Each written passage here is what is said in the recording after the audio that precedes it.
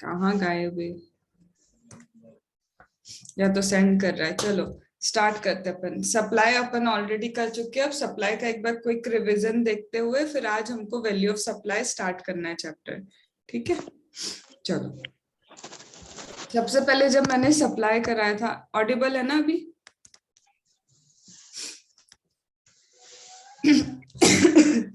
जब मैंने सबसे पहले तुम्हें सप्लाई करवाया था तो पॉइंट नंबर 1 क्या था सप्लाई में, कि सप्लाई कहाँ पे मिलेगा मुझे? सेक्शन नंबर 7 जो है, सेक्शन नंबर 7 होगा किसका? सप्लाई का। पॉइंट नंबर 2, सेक्शन नंबर 7 किसका होगा? सीजीएसटी एक्ट में दिया है सप्लाई के बारे में। सप्लाई की बात करें तो सबसे पहले ही लिखा है ऑल फॉर्म ऑफ सप्लाई। इसमें क्या लिखा है? ऑल फॉर्म ऑफ सप्लाई यहाँ पे आएंगे।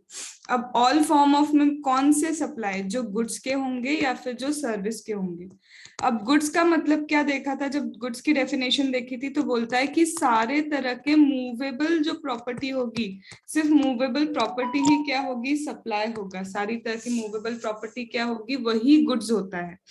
और इसके अलावा गुड्स में क्या लिखा है उन्होंने? इसने बोला है कि ग्रासेस भी गुड्स है, ग्रोइंग क्रॉप्स भी क्या है? गुड्स है। ये ऐसा बोल के रखा है।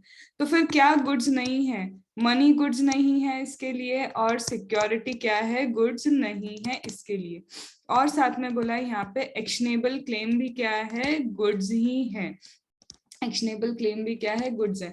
लेकिन जब हम एक्शनेबल क्लेम की बात करते हैं तो एक्शनेबल क्लेम को उसने एक और जगह लिख के रखा था, जो था हमारा क्या? Schedule number 3। तो शेड्यूल नंबर 3 में एक्शनेबल क्लेम को लिखा है और लिख के बोला है कि एक्शनेबल क्लेम एक्सक्लूड किए जाते हैं, मतलब नाइदर सप्लाई ऑफ गुड्स है नॉर सप्लाई ऑफ सर्विस है।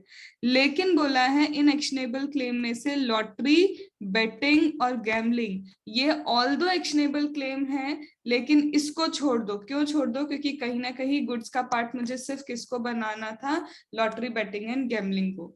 Ma'am lottery, betting and gambling अगर है तो उसका वैल्यूएशन कहाँ दे के रखा है? उसका वैल्यूएशन आपको वैल्यू ऑफ सप्लाई के रूल्स में आज क्या देखने को मिल जाएगा कि वैल्यू ऑफ सप्लाई में इनका क्या दे के रखा है कि हम वैल्यूएशन कैसे करेंगे। फिर इसके बाद जाते हैं सर्विस पे। मैम सर्विस की डेफिनेशन में क्या लिखा था? तो सर्विस की डेफिनेशन में इन्होंने लिख के दिया था, सर्विस मींस एनीथिंग, कुछ भी हो सकता है सर्विस, लेकिन सर्विस क्या नहीं हो सकता? Other than goods. जो चीजें गुड्स नहीं है, जो चीजें क्या है? गुड्स नहीं है, वो सब चीजें सर्विस है। तो मुझे देखते से ऐसा लगा जब जो चीजें गुड्स नहीं है, मूवेबल प्रॉपर्टी गुड्स है, मूवेबल प्रॉपर्टी क्या है? गुड्स है। तो इसका मतलब जो चीजें गुड्स नहीं है, इमूवेबल प्रॉपर्टी क्या है? गुड्स नहीं है, तो इसका मतलब क्या वो सर्विस में कवर हो जाएगी? तो फिर हमको याद है नहीं भैया, यहाँ पे भी शेड्यूल नंबर क्या दिया है? 3 में दिया है कि अगर आप सेल करते हो लैंड को, आप सेल करते हो बिल्डिंग को, तो अगर आप सेल करते हो लैंड या सेल करते हो बिल्डिंग को, तो यहाँ पे ये क्या है? Neither supply of goods nor supply of service होने वाला है। तो इसका मतलब मैम फिर मूवेबल इमूवेबल प्रॉपर्टी जाएगी कहाँ? इमूवेबल प्रॉपर्टी पे आज भी प्रॉपर्टी टैक्स लगता है, लेकिन हाँ, अगर आपने इमूवेबल प्रॉपर्टी के रिस्पेक्ट में क्या किया है? कोई भी सर्विस दी है, तो वो अभी भी क्या है? सप्लाई ऑफ सर्विस है। मैम एग्जाम्पल हो जाए तो एग्जाम्पल मतलब किसी मूवेबल प्रॉपर्टी को लीज पे देना, रेंट पे देना एग्जाम्पल है, या फिर उस पर कोई कंस्ट्रक्शन भी करना, लेकिन कंस्ट्रक्शन कर तो रहे हो पर याद रखना एडवांस में आपको क्या मिल चुका है? कुछ अमाउंट मिला है, तब ये सप्लाई ऑफ सर्विस में कन्वर्ट हो जाता है। फिर इसके बाद देखा था all form of supply, goods हो गया, सर्विस हो गया, और सर्विस में उन्होंने एक और चीज बोल के रखी थी कि अगर आप मनी की बात करो और सिक्योरिटी की बात करो तो दोनों ही सर्विस नहीं है। मतलब मनी और security neither goods nor service, दोनों ही नहीं है। तो फिर मैम मनी का क्या होगा?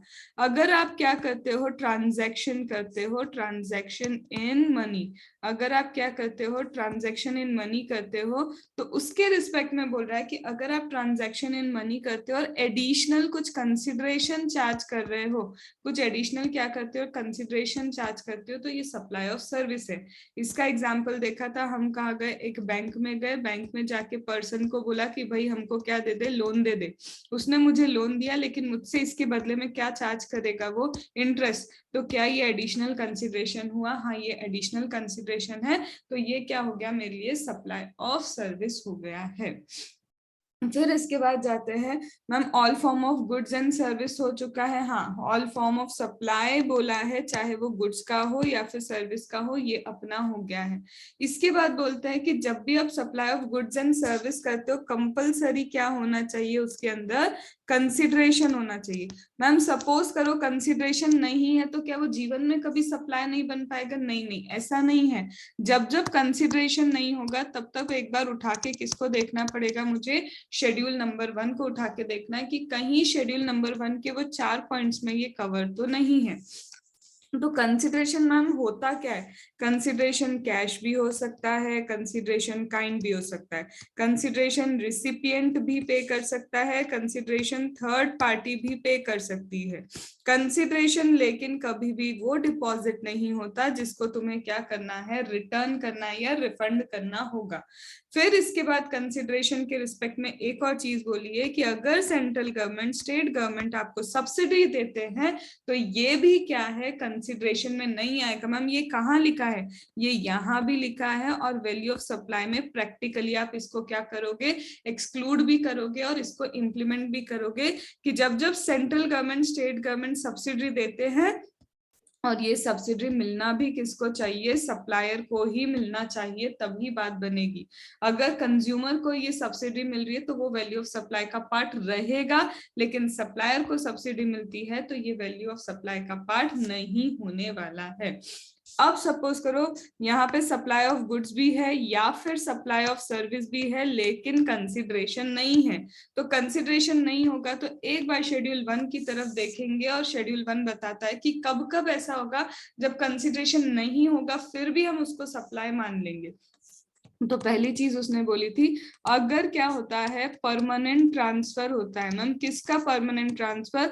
बिजनेस असेट का आप परमानेंट ट्रांसफर करते हो, और इसी बिजनेस असेट पे ऑन सच असेट आपने क्या क्लेम किया हो? आईटीसी अगर क्लेम कर लिया हो तो ये क्या मान लिया जाएगा? ऑल्दो विदाउट कंसिडरेशन है, लेकिन फिर भी ये क्या है? सप्लाई है।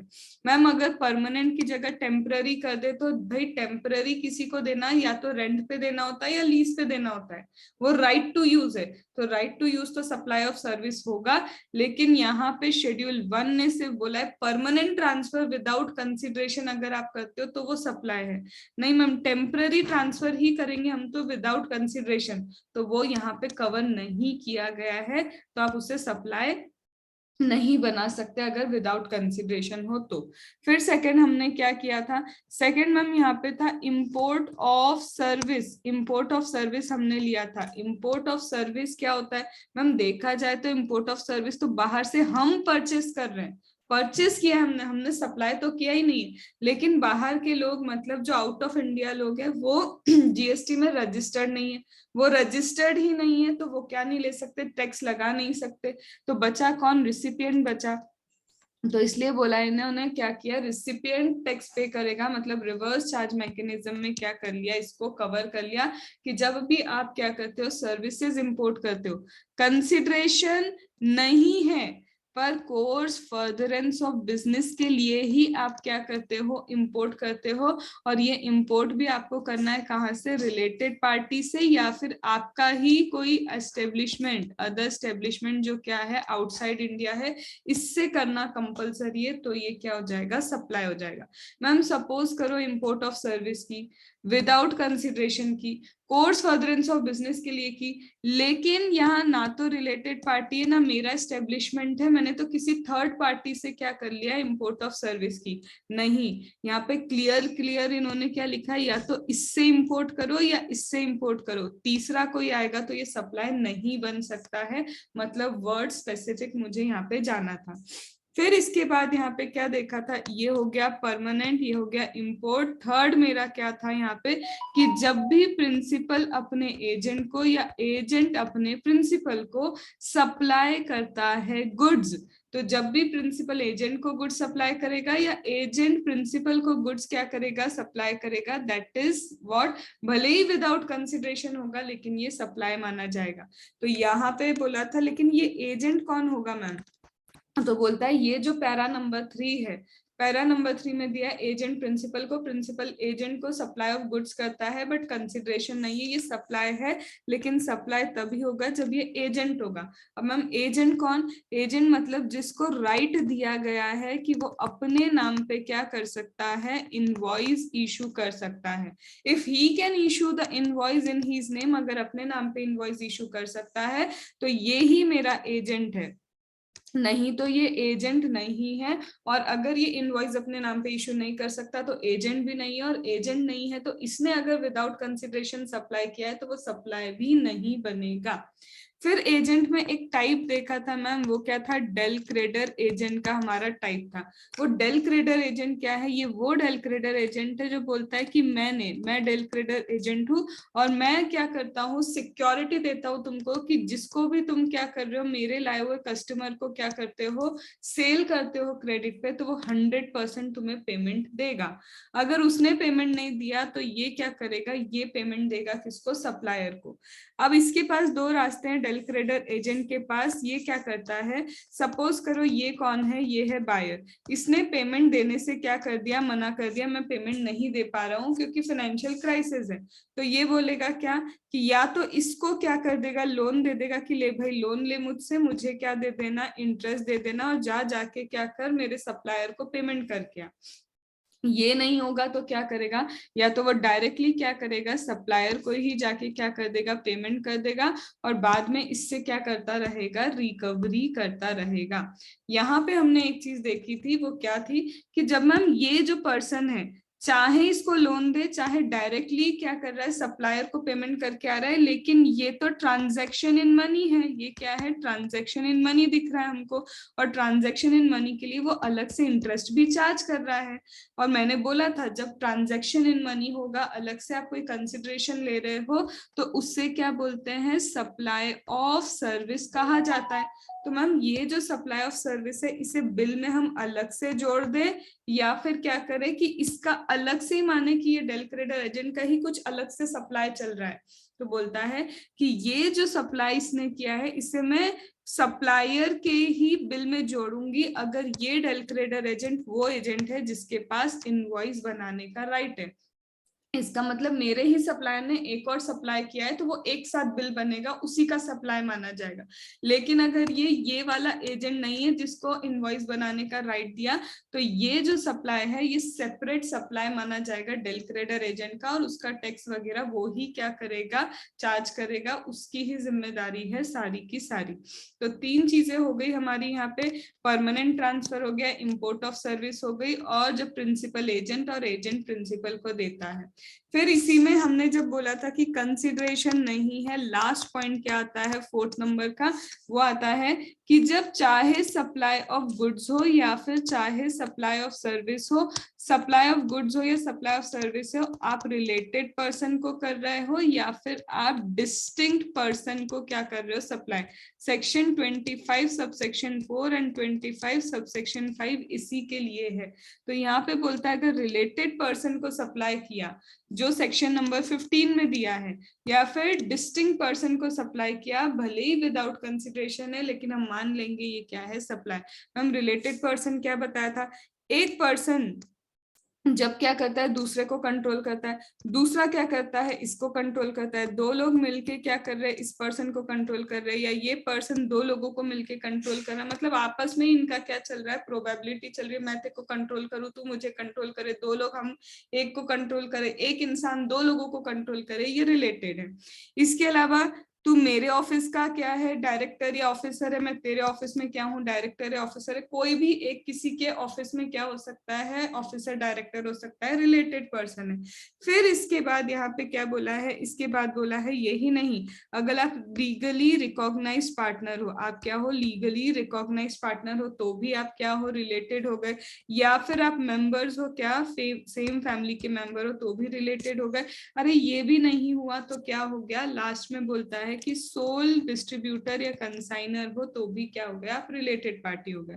फिर आता है डिस्टिंक्ट पर्सन। डिस्टिंक्ट पर्सन मतलब एक या एक से ज्यादा रजिस्ट्रेशन चाहे एक स्टेट में हो या अलग अलग स्टेट में हो, तो आपस में अगर एक स्टेट में भी आपके अलग अलग रजिस्ट्रेशन है तो आपस में आप भी डिस्टिंक्ट माने जाओगे, अलग अलग पर्सन माने जाओगे।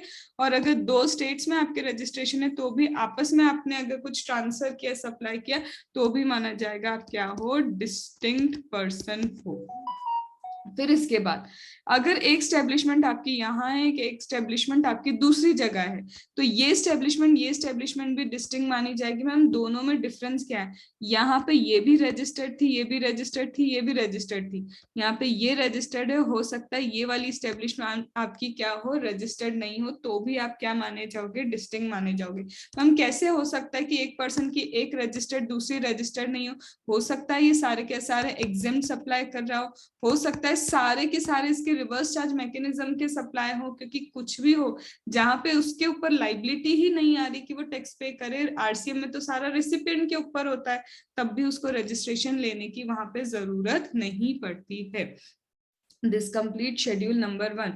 तो मैम जब हम कर रहे थे all form of supply of goods and service, तो ऑल फॉर्म में गुड्स हो गया, सर्विस हो गया, कंसिडरेशन की डेफिनेशन हो गई। फिर वहां लिखा है ये जो सप्लाई ऑफ सर्विस है बाय अ पर्सन होना चाहिए। मैम ये पर्सन का मतलब क्या था, पर्सन का मतलब सिर्फ मैं एक इंडिविजुअल पर्सन नहीं, person AOP, BOI, company, factory, कुछ भी हो सकता है, मतलब जितने भी टाइप्स ऑफ पर्सन है सब कुछ यहाँ पे कवर है।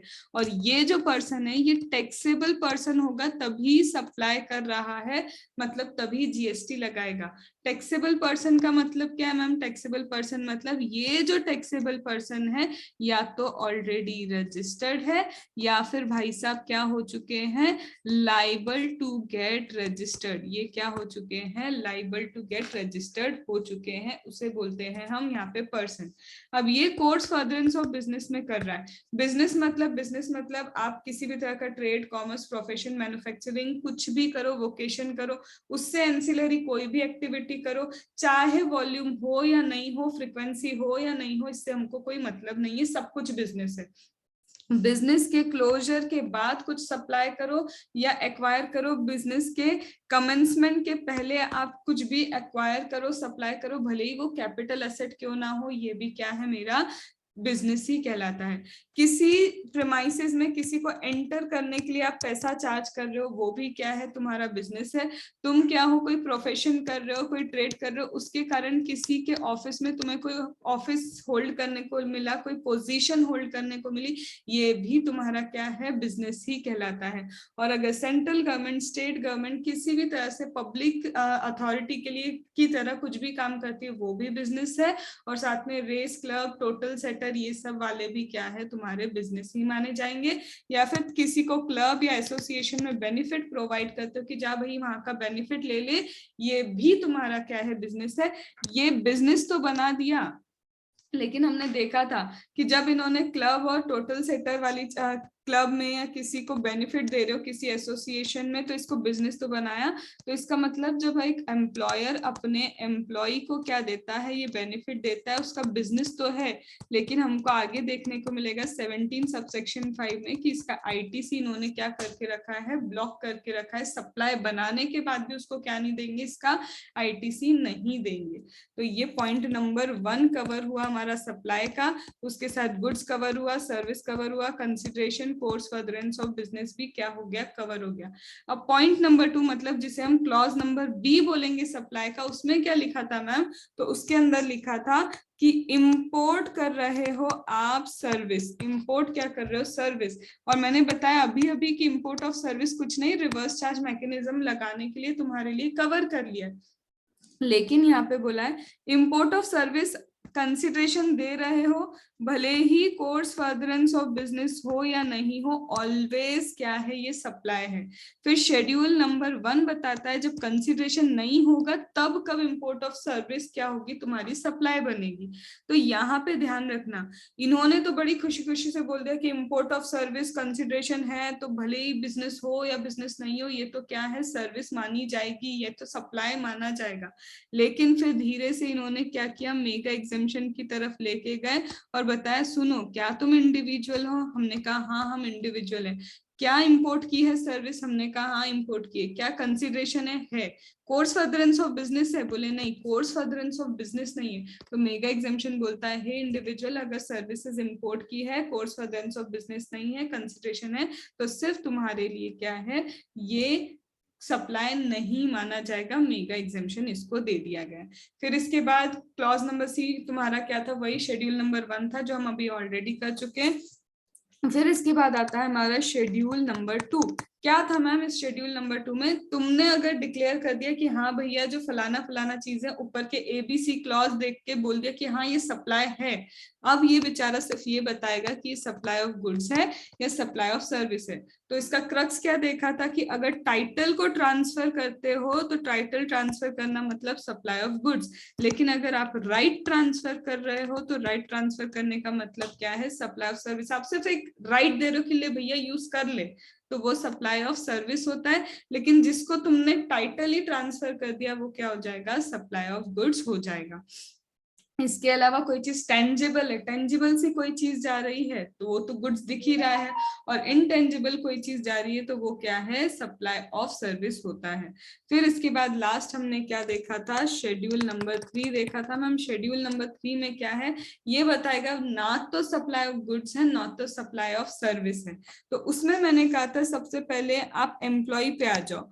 एम्प्लॉय क्या कर रहा है, अगर अपने एम्प्लॉयर को during the course of employment कोई भी सर्विस देता है, चाहे ये एम्प्लॉय वेजेस वाला हो, चाहे कॉन्ट्रैक्ट बेसिस का एम्प्लॉय हो, चाहे 2 दिन के लिए आया हो, चाहे 15 साल पुराना हो, चाहे टर्मिनेशन के टाइम इसको कुछ भी मिल रहा है during the course of employment, वो सब क्या है, neither supply of goods nor supply of service होगा। फिर इसके बाद हमने क्या देखा था, इसके बाद देखा था अगर आप क्या हो, डायरेक्टर हो, अगर आप क्या हो, डायरेक्टर हो, तो चेक करो डायरेक्टर एम्प्लॉय तो नहीं है। कैसे चेक करेंगे, अगर डायरेक्टर एम्प्लॉय होगा तो 192 में उसका TDS डिडक्ट होता है, लेकिन अगर भाई साहब एम्प्लॉय नहीं है तो उसका क्या होगा, 194J में TDS डिडक्ट होगा। अगर यहाँ TDS डिडक्ट हो रहा है तो ऑटोमेटिकली एम्प्लॉय बन गया, और employee during the course of employment कुछ भी देगा, neither supply of goods nor supply of service. लेकिन मैम 194J में है, मतलब प्रोफेशनल कैपेसिटी में ये क्या कर रहा है, सप्लाई कर रहा है, तो ये क्या हो जाएगा, सप्लाई ऑफ सर्विस आपका बन जाएगा।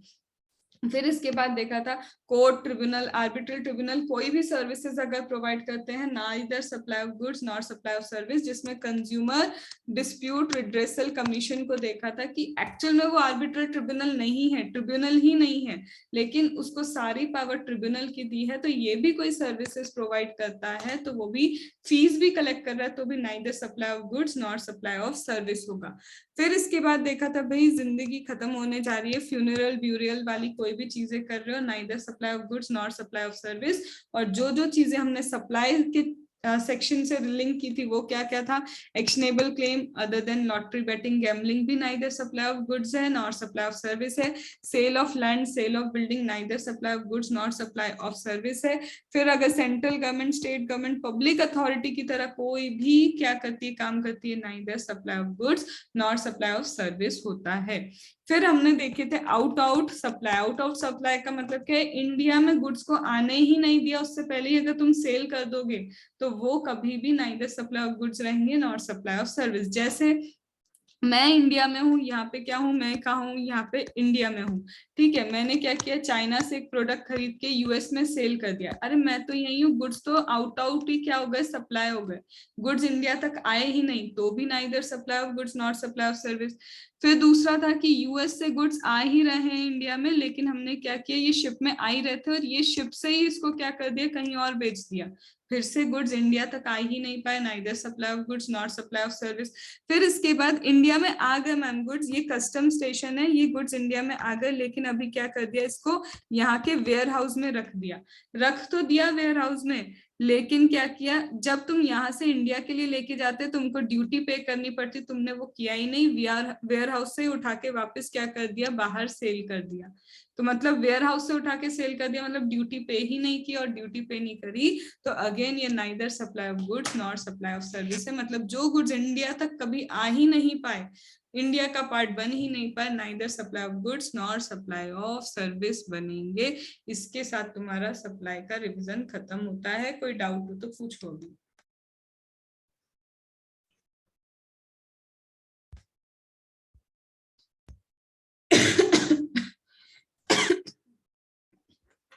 अब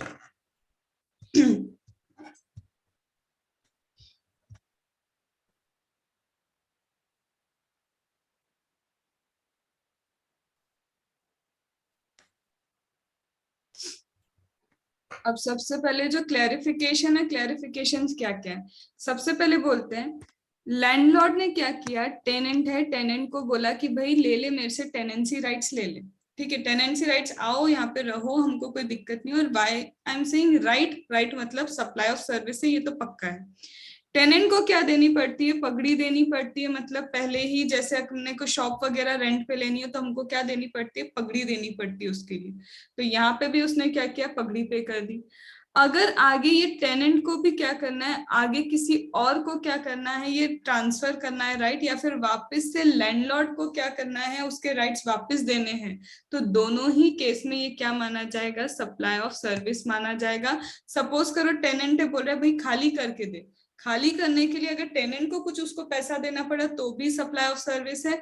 और टेनेंट जब क्या देता है, राइट देता है कि ले तू मेरी क्या कर ले, प्रॉपर्टी यूज कर ले, उसके लिए भी अगर वो पगड़ी सिस्टम ले रहा है, दे रहा है, दोनों ही केसेस में ये क्या है, सप्लाई ऑफ सर्विस ही माना जाएगा। तो यहाँ पर टेनेंट के रिस्पेक्ट में सिंपल सी बात ये दी है कि टेनेंट जब भी क्या करता है, पगड़ी लेता है या फिर उसको क्या देना पड़ रहा है, प्रीमियम देना पड़ रहा है कि मेरी प्रॉपर्टी खाली करके दो, दोनों ही केस में ये क्या माना जाता है, सप्लाई ऑफ सर्विस माना जाता है। अब यहाँ पे वही दिया है कि सप्लाई है, हाँ है, जीएसटी लगेगा, बिल्कुल लगेगा। और वाई सप्लाई ऑफ सर्विस, क्योंकि देखो लीज और rent of immovable property, immovable property से रिलेटेड कोई भी चीज होगी तो उसे हम क्या बोलते हैं, सप्लाई ऑफ सर्विस बोलते हैं। लेकिन सपोज करो मैम, क्या सपोज करना है, ये जो टेनेंसी राइट है रेसिडेंशियल ड्वेलिंग के लिए दिया गया था कि आओ और क्या करो, रेसिडेंशियल पर्पस के लिए इसको यूज करो, तो ये फिर से मेगा एग्जेम्पशन में दिया है कि जब भी आप रेंट पे देते हो, रेसिडेंशियल ड्वेलिंग के लिए कोई चीज देते हो, तो वो neither supply of goods not supply of service नहीं, वो क्या है, एग्जेम्प्ट ही है। सप्लाई तो है लेकिन हमने उसको क्या करके रखा है, एग्जेम्प्ट। मतलब जब भी हम घर लेते हैं किराए पे, तो देखा जाए तो again that is right to use दिया गया है, पर जब हम रेंट देते हैं तो ये रेंट पे जीएसटी नहीं लगता है, क्योंकि यहाँ पे क्या दिया है, मेगा एग्जेम्पशन, कि आप रेसिडेंशियल पर्पस के लिए अगर किराए से कोई चीज लेते हो, neither supply of goods not supply of service होगा, सॉरी वो क्या होगा, एग्जेम्प्ट होगा। तो ये तुम्हारा क्या है, लैंडलॉर्ड के रिस्पेक्ट में है कि अगर टेनेंट को कुछ देना पड़ रहा है और वो कुछ ले रहा है, दोनों ही केस में सप्लाई ऑफ सर्विस है। और अगर ये चीज रेसिडेंशियल ड्वेलिंग के लिए होगी तो ये एग्जेम्प्ट करके रखी है, कहाँ पे, जीएसटी में एग्जेम्प्ट करके रखी है। मैम इस पे अगर ट्रांसफर करने पे कोई स्टैम्प ड्यूटी लग गई या फिर रजिस्ट्रेशन चार्जेस लग गए, अब सपोज करो पर्सन बोल रहा है कि देखो जब मैंने ट्रांसफर किया तुमने ऑलरेडी स्टैम्प ड्यूटी लगा दी, तुमने रजिस्ट्रेशन के चार्जेस लगा दिए, तो अब जीएसटी नहीं लगना चाहिए। तो ये बोलेंगे नहीं, जीएसटी एक अलग एक्ट है, भले ही स्टैम्प ड्यूटी लग चुकी है, भले ही रजिस्ट्रेशन चार्ज लग चुके हैं, तब भी क्या होगा, इस राइट टू ट्रांसफर पे क्या लगेगा, जीएसटी लगेगा ही लगेगा। तो कंफ्यूज करेगा केस स्टडी में कि ऑलरेडी रजिस्ट्रेशन चार्ज और स्टैम्प ड्यूटी लग गया तो जीएसटी नहीं लगेगा, ऐसा नहीं है, ये अलग से एक्ट है जिसमें ये जीएसटी लगेगा ही लगेगा। इसमें कोई डाउट है? अब ये चीज तुम्हें स्टडी मटेरियल से एक बार रीड करना है, ये स्टडी मटेरियल में डिटेल में पूरा इतना लंबा दिया है, ये उसका चार्ट है। प्रीति कुछ पूछना है? अब दूसरा, प्रायोरिटी सेक्टर लेंडिंग सर्टिफिकेट। ये प्रायोरिटी सेक्टर लेंडिंग सर्टिफिकेट क्या है, ये बैंक वगैरह क्या करते हैं, किसी को जैसे लोन वगैरह लिया है किसी ने, तो यहाँ पे क्या करते हैं, ये सर्टिफिकेट्स इशू करते हैं। तो बोलते हैं कि ये जो प्रायोरिटी सेक्टर लेंडिंग सर्टिफिकेट है, ये क्या होते हैं, ट्रेड हो जाते हैं, इनकी ट्रेडिंग होती है, जैसे नॉर्मल शेयर्स और सिक्योरिटी ट्रेड होते हैं, ये भी ट्रेड होते हैं। तो बोलते हैं ये एक्चुअल में ट्रेड होते हैं, सिक्योरिटी जैसे हैं, पर ये सिक्योरिटी नहीं है, क्योंकि सिक्योरिटी को गुड्स की डेफिनेशन से बाहर किया है, सिक्योरिटी को सर्विस की डेफिनेशन से बाहर किया है। तो यहाँ क्लियरली लिखा है कि ये इनका नेचर गुड्स का है, ये सिक्योरिटी नहीं है। ऑल्दो सिक्योरिटी जैसे लगेंगे तुमको, पर इसको सिक्योरिटी की डेफिनेशन में कवर नहीं करके रखा है। ये फ्रीली क्या होते हैं, ट्रेड होते हैं, इस पे कोई भी एग्जेम्पशन अब तक दे के नहीं रखी है। तो अगेन ये क्या है, इस पे जीएसटी लगेगा और ये सप्लाई ऑफ क्या रहेंगे, गुड्स रहेंगे। तो जब priority sector lending certificate trade होते हैं, सिक्योरिटी जैसे दिखते हैं पर ये सिक्योरिटी की डेफिनेशन में कवर नहीं है, तो इसके लिए इस पे जीएसटी लगेगा और ये क्या है, टैक्सेबल है एज अ गुड्स।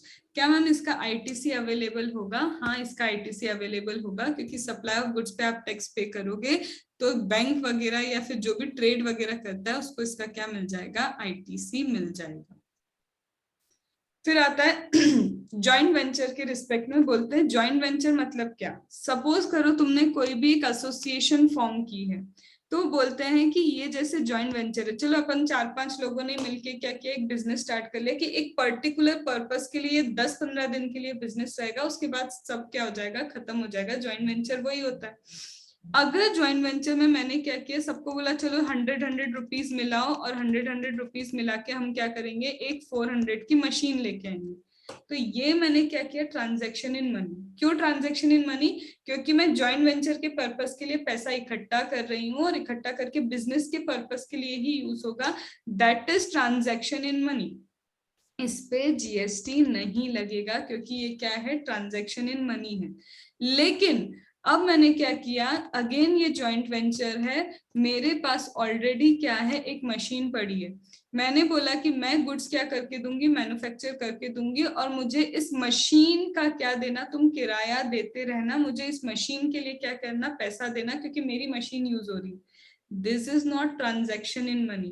ये एक्चुअल में क्या है, मशीन को यूज करने का पैसा तुम ले रहे हो, तो ये क्या है, राइट क्या है, यूज करने का है, तो यहाँ पे ये ट्रांजैक्शन इन मनी नहीं है, और यहाँ पे क्या लगेगा, जीएसटी लगेगा। तो जब भी जॉइंट वेंचर क्या करता है, कैश कॉल मंगवाता है, अब यहाँ पे भी उसने पैसे मंगवाए, लेकिन ये ट्रांजैक्शन इन मनी नहीं था, यहाँ भी उसने पैसे मंगवाए, लेकिन ये ट्रांजैक्शन इन मनी था, क्योंकि ये कैपिटल कंट्रीब्यूशन ले रहा था यहाँ पे, कि लाओ भैया इकट्ठा करो, मशीन खरीद के लाएंगे, ये कैपिटल कंट्रीब्यूशन है। लेकिन यहाँ पे कैपिटल कंट्रीब्यूशन नहीं है, यहाँ पे उसने एक मशीन जो ऑलरेडी उसके पास थी, उसके लिए उसने पैसा चार्ज किया है, तो वो सर्विसेज दे रहा था। मैम ये कैसे पता चलेगा?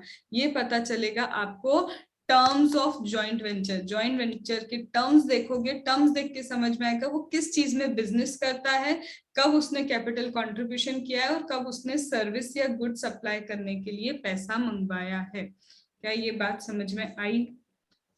ठीक है, फिर इसके बाद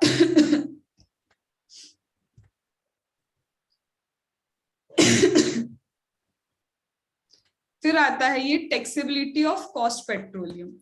टैक्सेबिलिटी ऑफ कॉस्ट पेट्रोलियम क्या है, सपोज करो यहाँ पे क्या है, हमारी ये गवर्नमेंट है, ठीक है, गवर्नमेंट एंड कॉन्ट्रैक्टर के बीच में क्या होता है, एक एग्रीमेंट होता है। गवर्नमेंट ने क्या किया, ये एक लैंड है, ये हमारा कौन है, कॉन्ट्रैक्टर है। गवर्नमेंट ने कॉन्ट्रैक्टर को बोला कि ठीक है चलो, इस लैंड पे तुम्हें चाहिए कि तुम्हें माइनिंग करनी है, तुम्हें क्या करना है, पेट्रोल का एक्सप्लोरेशन करना है, सब कुछ करो, पर रिस्क पूरी तुम्हारी रहेगी। मतलब वो बोलते हैं कि तुम्हें हमने राइट दिया, तुम्हें हमने क्या दिया, ये राइट दिया कि तुम क्या करो, इस लैंड को यूज करो, इस पे जो एक्सप्लोरेशन करना है करो, जो खुदाई करनी है, माइनिंग करनी है करो। अगर पेट्रोल निकल गया, अगर इस पे क्या निकल गया, पेट्रोल निकल गया, तो तुम क्या करना, अपनी कॉस्ट इससे रिकवर कर लेना, क्योंकि देखो तुम एक्सप्लोरेशन करोगे, प्रोडक्शन करोगे, डेवलपमेंट कॉस्ट तुम्हारी लगेगी। तो बोलते हैं अगर कॉन्ट्रैक्टर सक्सीड हो गया कि पेट्रोल निकल गया उसमें, तो वो सारी चीजें रिकवर कर सकता है, अपना कॉस्ट पेट्रोल सेल करके रिकवर कर लेना। लेकिन अगर सपोज करो यहाँ पे पेट्रोल नहीं निकला, तो पूरी कॉस्ट भाई साहब तुम्हारी रहेगी, गवर्नमेंट का इसमें कुछ भी नहीं रहेगा। अगर तुम क्या करते हो, पेट्रोल निकालने में कामयाब हो गए, तुमने तुम्हारी कॉस्ट पूरी रिकवर कर ली, तो बचा हुआ जो रहेगा ना, वो है प्रॉफिट। तो प्रॉफिट का कुछ हिस्सा फिर क्या कर देना, हमको दे देना। अगर तुमने क्या किया, कॉस्ट कवर कर ली, तुम्हारा प्रॉफिट हो गया, तो उसमें से मुझे कुछ हिस्सा दे देना, ऐसा गवर्नमेंट ने बोला है। तो यहाँ पे एक्चुअल में ये जो पर्सन है, इसका कोई ऑब्लिगेशन नहीं है कि गवर्नमेंट को उसको क्या करना पड़ेगा, प्रॉफिट देना ही पड़ेगा। सारा काम वो क्या कर रहा है, खुद की रिस्क पे सारा काम कर रहा है। यहाँ पे गवर्नमेंट ने उसको सप्लाई ऑफ सर्विस नहीं किया है, गवर्नमेंट उसको कोई सर्विस नहीं दे रही है। यहाँ पे बोला है गवर्नमेंट ने, तेरे ऊपर है, अगर निकल गया पेट्रोल तो मुझे प्रॉफिट पे शेयरिंग देना। तो ये जो प्रॉफिट शेयरिंग मिल रहा है गवर्नमेंट को, ये कंसिडरेशन नहीं है। क्योंकि ये कंसिडरेशन तो कंपलसरी हो जाता है जब आप कोई चीज खरीदो। यहाँ पे तो क्या है, कंडीशनल है कि अगर तुमको क्या हो गया, प्रॉफिट हो गया, तो तुम मुझे उस प्रॉफिट का हिस्सा देना, अदरवाइज मत देना। तो ये जो प्रॉफिट है, इस प्रॉफिट पे जीएसटी नहीं लगेगा। क्योंकि जब अभी तुम मेरे साथ वैल्यूएशन ऑफ सप्लाई का चैप्टर करोगे, वहां पहली चीज लिखी है बोथ द पार्टी रिलेटेड नहीं होना चाहिए एंड प्राइस सोल कंसिडरेशन होना चाहिए। यहाँ सोल कंसिडरेशन कुछ है ही नहीं, ये तो कंडीशन पे डिपेंड करता है कि अगर तुम पेट्रोल निकाल पाए, कॉस्ट रिकवर कर पाए तो कुछ देना, नहीं तो मत देना। तो ये कंसिडरेशन ही नहीं है, इसलिए यहाँ पे क्या नहीं लगेगा, जीएसटी नहीं लगेगा। लेकिन हाँ, इसके लिए कुछ और सेपरेट कंसिडरेशन अगर गवर्नमेंट चार्ज करती कि नहीं मैं तेरे को राइट टू यूज दे रही हूँ, कम से कम उसका तो कुछ ना कुछ पैसा चाहिए ही चाहिए। तो वो राइट टू यूज लैंड देने का, लैंड को जब आप राइट टू यूज दे रहे हो, उसका अगर कुछ सेपरेट कंसिडरेशन चार्ज करेंगे तो उस पर जीएसटी लगेगा, और उस पर अगर कोई सेपरेट कंसिडरेशन चार्ज नहीं किया तो जीएसटी नहीं लगेगा। मतलब राइट टू यूज देने का जीएसटी लग सकता है अगर गवर्नमेंट मांगेगी तो, पर ये जो प्रॉफिट है, प्रॉफिट पे तुम्हें क्या नहीं लगेगा, जीएसटी नहीं लगेगा, क्योंकि प्रॉफिट क्या नहीं है, कंसिडरेशन नहीं है। क्या ये बात समझ में आ गई? दीपक समझ में आई? नॉडिंग करो हाँ या ना।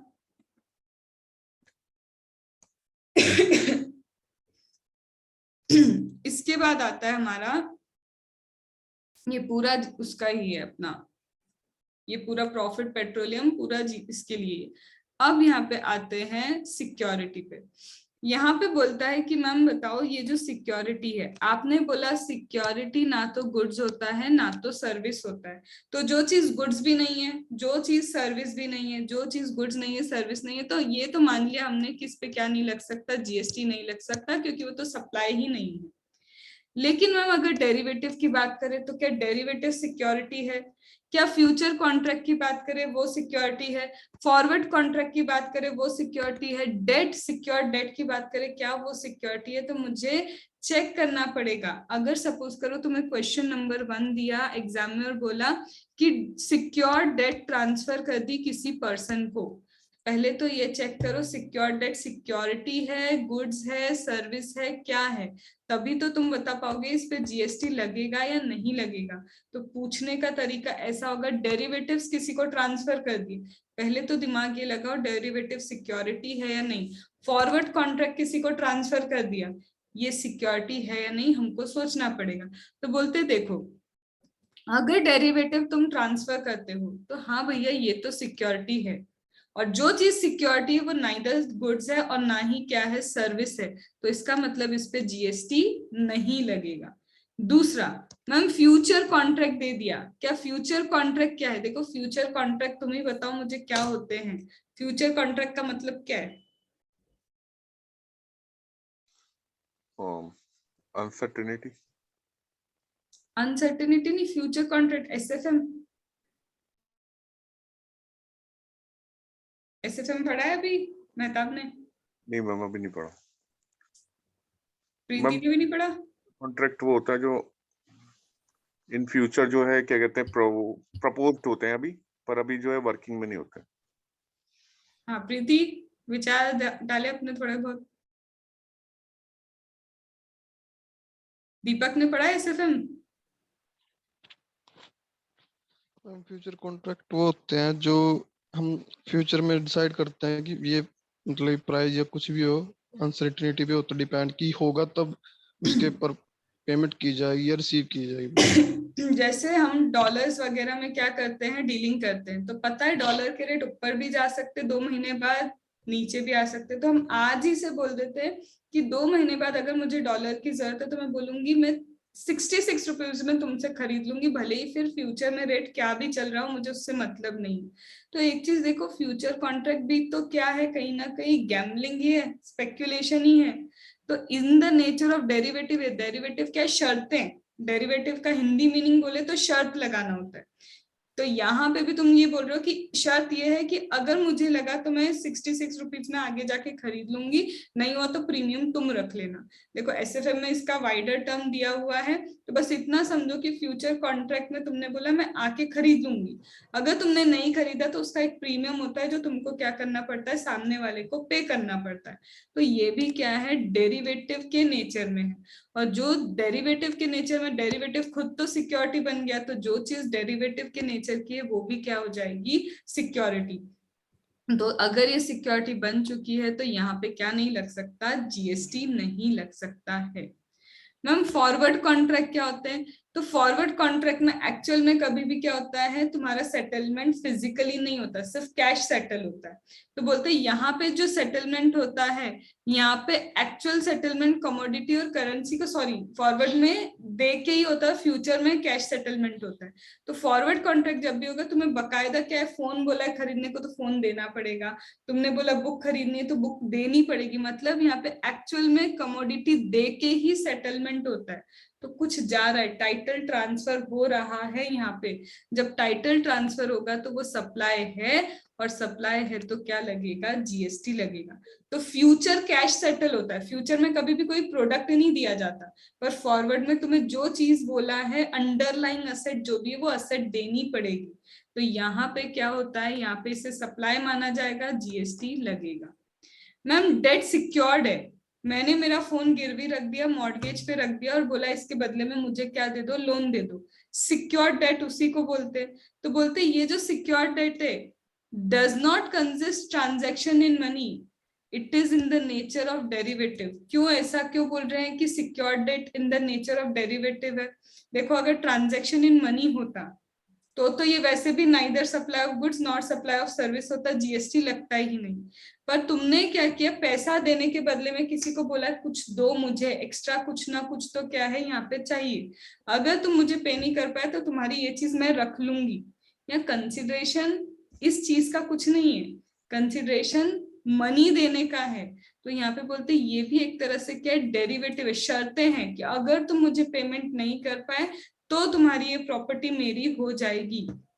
तो जो भी चीजें शर्तों पे चलती है वो सिक्योरिटी के नेचर की होती है, और यहाँ पे भी क्या नहीं लगेगा, जीएसटी नहीं लगेगा।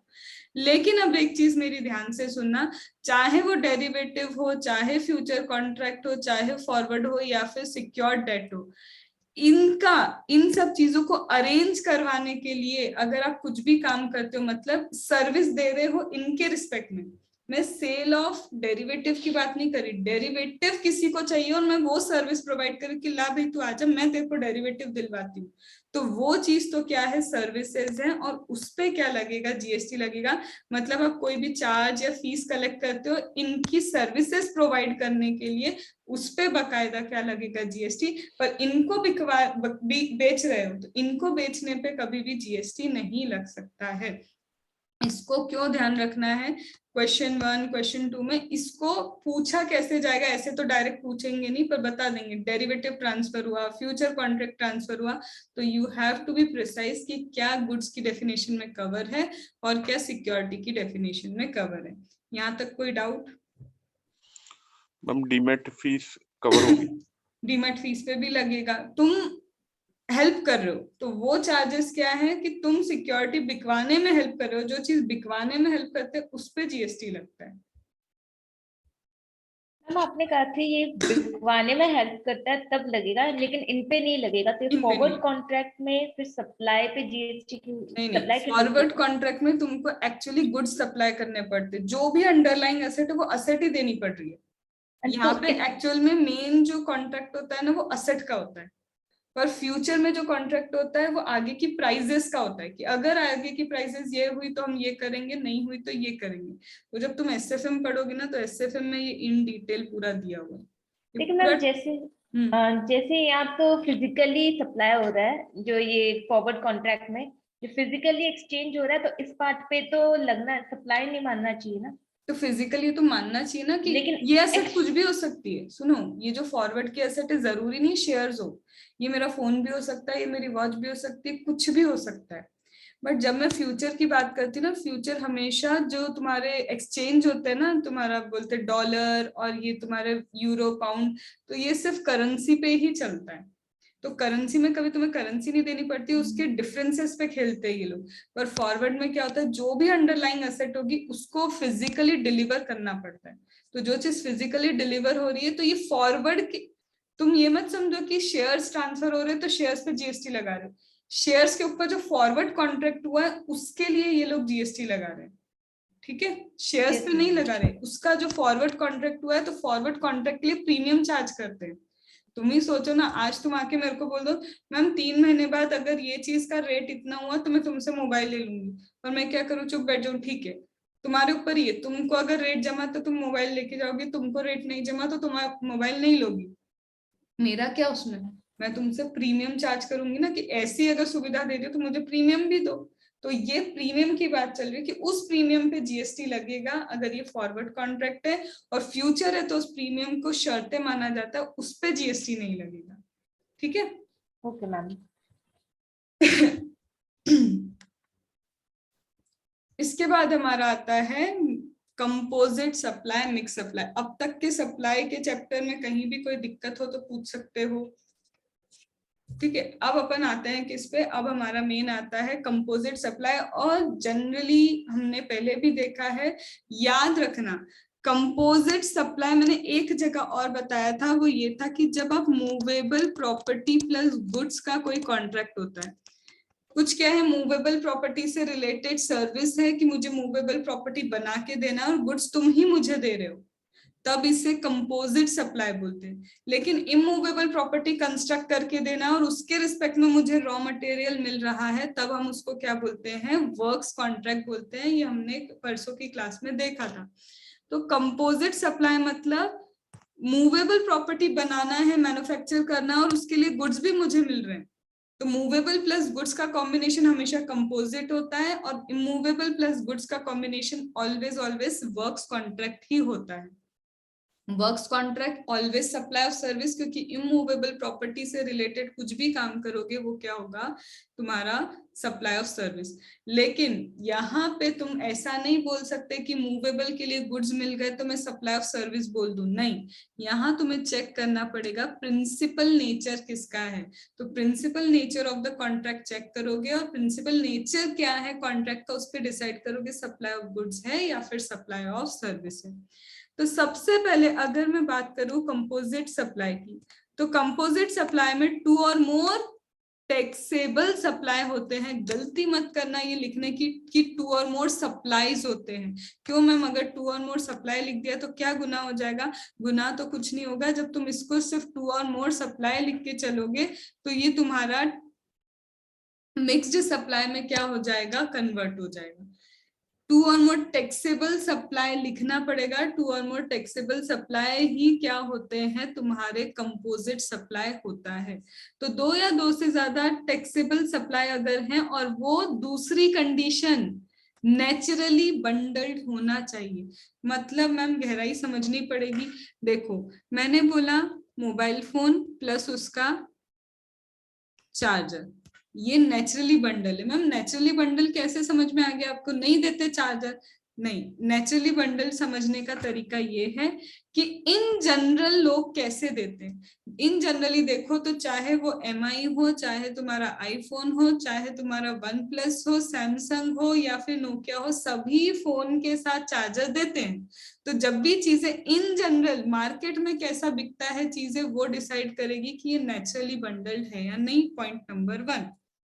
दूसरा, इन जनरल यहाँ पे तुम्हें देखना होगा कि कस्टमर्स क्या चाहते हैं। क्या कस्टमर हमेशा ये सोच के चलता है कि मोबाइल के साथ चार्जर मिलेगा ही मिलेगा, तो क्या मार्केट में ऐसा ही है कि मोबाइल प्लस चार्जर है, लैपटॉप के साथ लैपटॉप बैग मिलता ही मिलता है।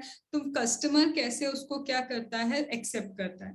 फिर किसी पर्टिकुलर एरिया में सर्विस प्रोवाइडर अगर कोई है तो वो इन जनरली वो कैसे सर्विस प्रोवाइड करते, क्या ये बंडलिंग चलती ही है उनकी, मतलब डिपेंड करेगा नेचर पे कि क्या लोग कैसे पसंद करते हैं उसको लेना, और जनरली मार्केट कैसे उसको सप्लाई करता है। अगर मार्केट में नॉर्मली भी उसको पैकेज में सप्लाई किया जाता है तो हाँ ये क्या है, नेचुरल बंडल ही कहलाएगा।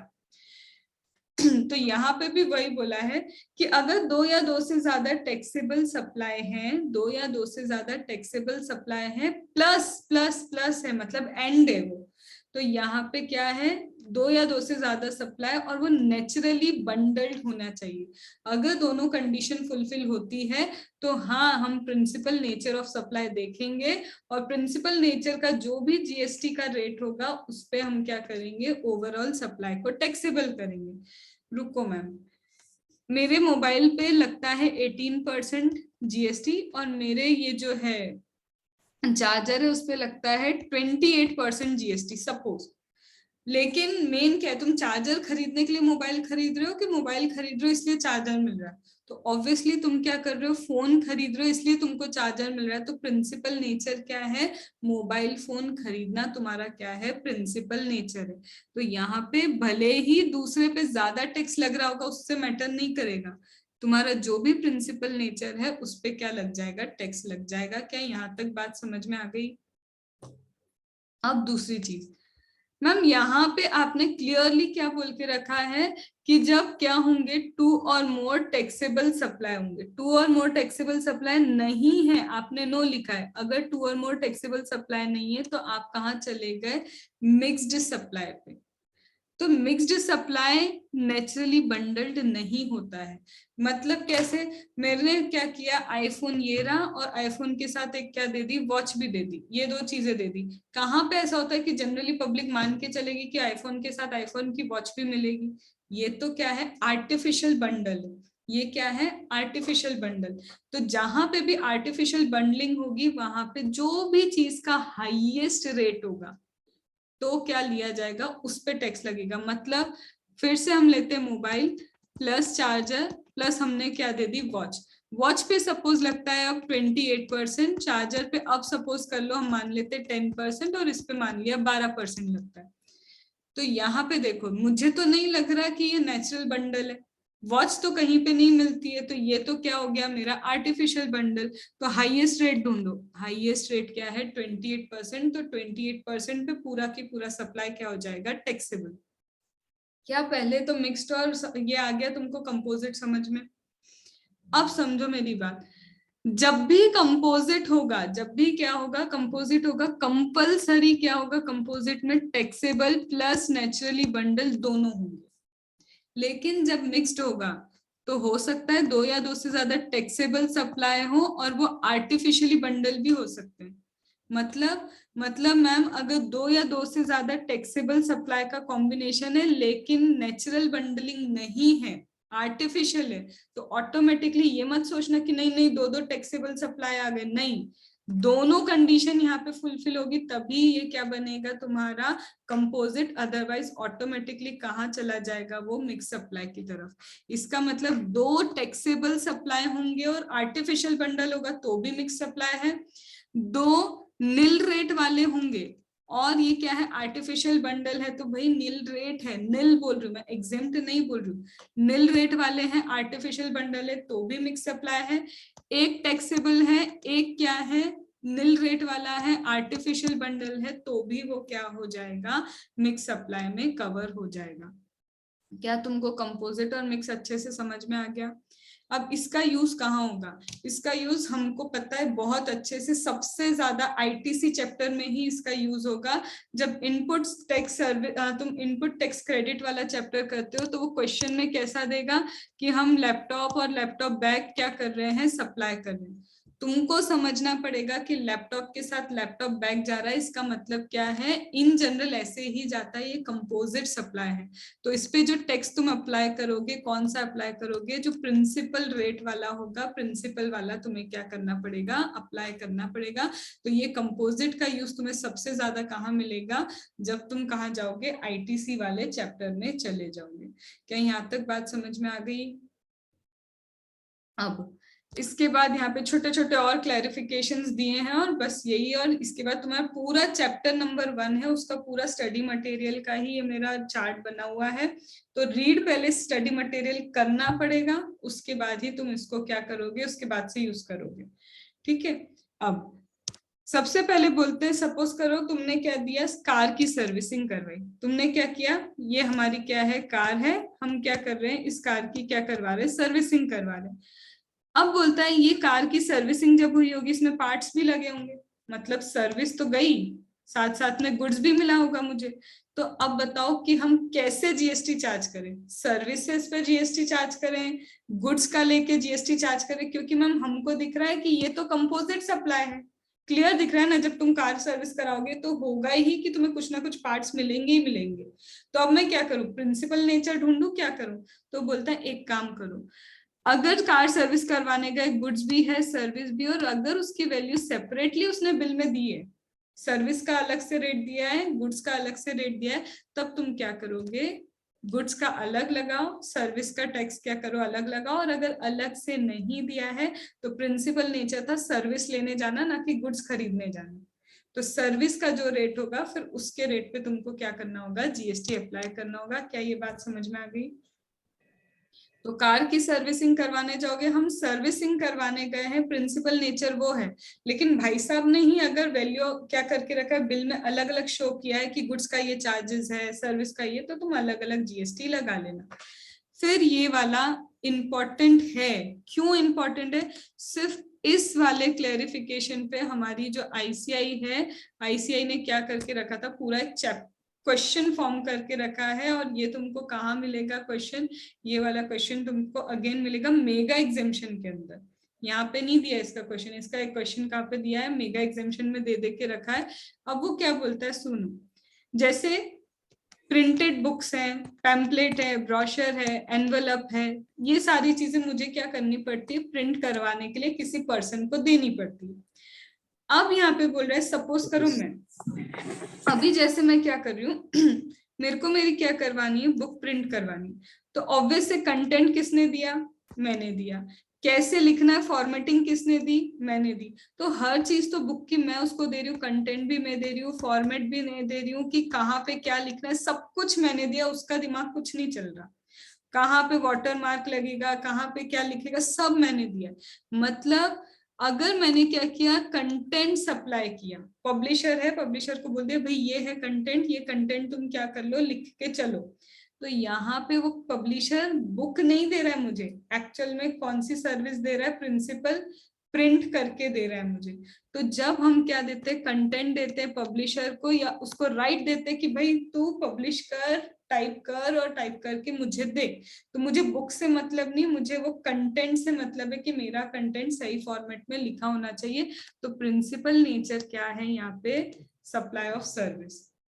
लेकिन अब दूसरा, सपोज करो यहाँ पे क्या है, मैंने कंटेंट कुछ प्रोवाइड नहीं किया उसको, मैंने बोला सुनो मुझे क्या चाहिए, मुझे एनवलप चाहिए, मुझे क्या चाहिए, नोटबुक वगैरह चाहिए, और इसमें सिर्फ क्या करना, मेरा लोगो लगा के दे देना, मेरे को कोई कंटेंट नहीं देना। मैंने इसको बोला मुझे एनवलप कार्ड वगैरह चाहिए, सिर्फ उस पे तुम क्या करना, मेरा लोगो लगा देना, ताकि मैं उसको क्या कर पाऊँ, यूज कर पाऊँ, और पता रहे कि हाँ भैया स्टडी में इजी से एक सामान जा रहा है।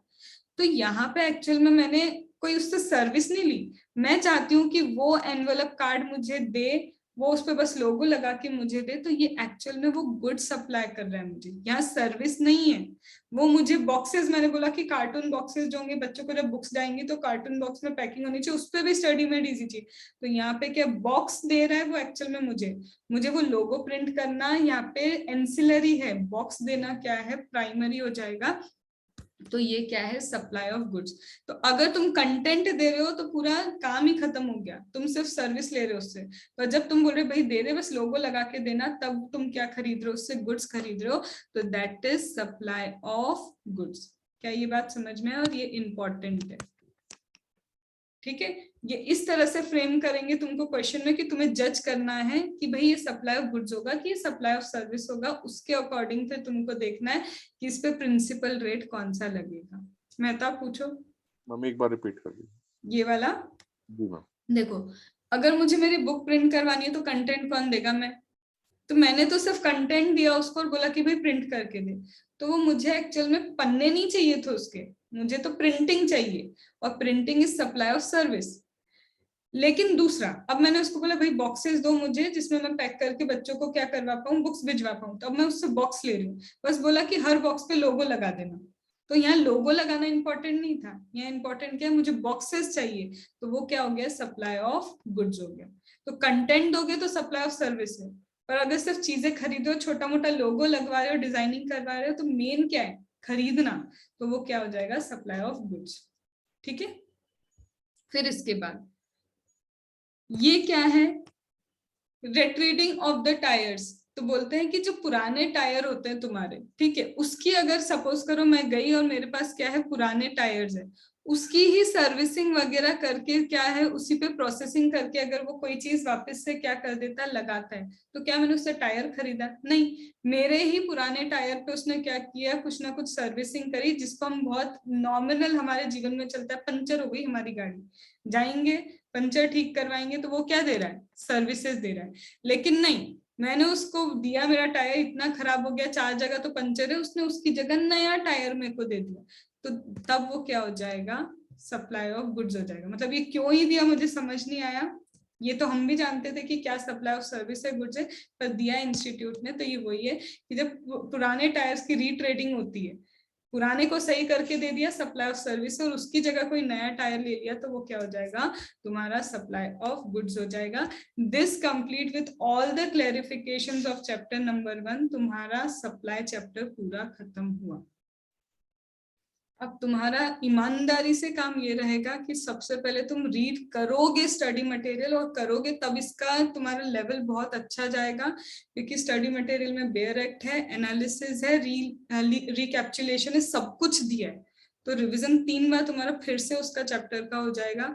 तो अपनी ईमानदारी रखना, क्योंकि रीडिंग में तुम्हारी देख नहीं सकती, तो अटेम्प्ट की कसम दे सकती हूँ कि अटेम्प्ट की कसम है, तुमको रीडिंग करनी, और इस बार अटेम्प्ट की कसम को बहुत दिल पे लेके करना। ठीक है, ठीक है। तो अभी आई डोंट थिंक सिर्फ 15 मिनट बचे, हम वैल्यूएशन ऑफ सप्लाई स्टार्ट करें।